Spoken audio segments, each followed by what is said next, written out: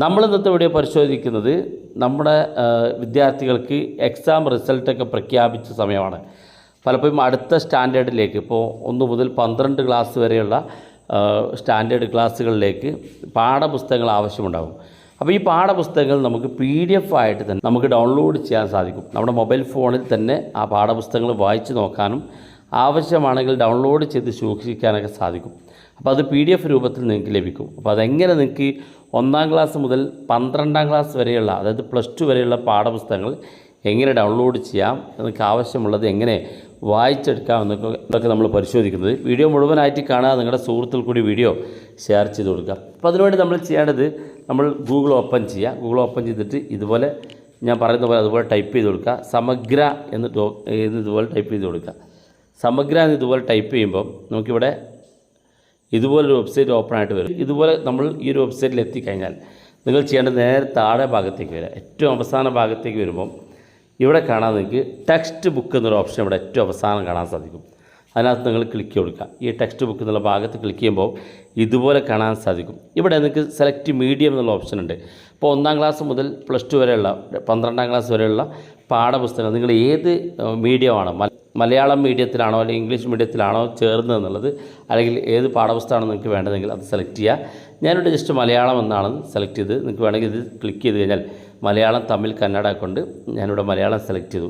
രണ്ടാമത്തെ ക്ലാസ്, ഏത് ക്ലാസ്സിലുള്ള പാഠപുസ്തകമാണ് നിങ്ങൾക്ക് വേണ്ടതെന്നാണ്. ഇപ്പോൾ 1-ാം ക്ലാസ് മുതൽ 12-ാം ക്ലാസ് വരെയുള്ള പാഠപുസ്തകങ്ങൾ ഇവിടെ കാണാം. സ്റ്റാൻഡേർഡ് 1, 2, 3 എന്നുള്ളതിൽ ഞാൻ 10-ാം ക്ലാസ് സെലക്ട് ചെയ്യുകയാണ്. 10-ാം ക്ലാസ്സിലൊരു മലയാളം മീഡിയത്തിലെ താഴെ സബ്ജക്റ്റ് സെലക്ട് ചെയ്യാൻ ഓപ്ഷൻ ഉണ്ട്. അതിനകത്ത് ഞാനിവിടെ നമുക്ക് 10-ാം ക്ലാസ്സിലുള്ള മുഴുവൻ സബ്ജക്റ്റ് ഡീറ്റെയിൽസ് ഇവിടെ കാണാൻ സാധിക്കും. നിങ്ങൾക്ക് ഏത് സബ്ജക്റ്റിലെ പാഠപുസ്തകത്തിൻ്റെ PDF ആണോ വേണ്ടതെങ്കിൽ അത് സെലക്ട് ചെയ്ത് കൊടുക്കുക. ഞാനിവിടെ ജസ്റ്റ് മലയാളം സെലക്ട് ചെയ്ത് കൊടുക്കുകയാണ്. അതിനുശേഷം താഴെ ഭാഗത്തേക്ക് നോക്കുക. അല്പം ഒന്ന് വെയിറ്റ് ചെയ്ത് കഴിഞ്ഞാൽ ഇതുപോലെ മലയാളം കേരള പാഠാവലി എന്നുള്ള ഈ ഒരു പാഠപുസ്തകം കിട്ടും. ഈ പാഠപുസ്തകം നിങ്ങൾക്ക് ഇവിടെ വെച്ച് വായിക്കണം, ഡൗൺലോഡ് ചെയ്യേണ്ട. ജസ്റ്റ് ഇവിടെ വെച്ച് വായിച്ചാൽ മതിയെങ്കിൽ ഇവിടെ താഴെ ഡൗൺലോഡിൻ്റെ ചിഹ്നത്തിൽ കാണുന്ന ഈ പച്ച ബട്ടണിലൊന്ന് ക്ലിക്ക് ചെയ്ത് കൊടുത്താൽ മതി.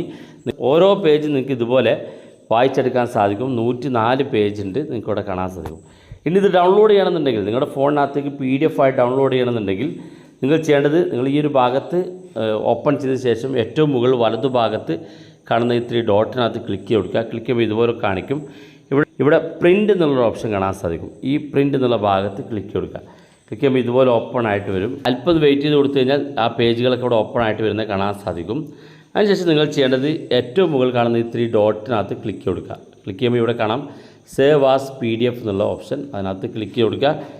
ഈ ഒരു PDF ഇതുപോലെ കാണിക്കും. ഇവിടെ താഴെ സേവ് എന്നുള്ള ബട്ടൺ ക്ലിക്ക് കൊടുത്തു കഴിഞ്ഞാൽ ഈ ഒരു പാഠപുസ്തകം നിങ്ങളുടെ ഫോണിലേക്ക് PDF ആയിട്ട് സേവ് ആകുകയും ചെയ്യും. ഈ ഒരു പാഠപുസ്തകം ഓപ്പൺ ചെയ്യുന്നതിന് വേണ്ടി ചിലപ്പോൾ കുറഞ്ഞ സമയമെടുക്കും.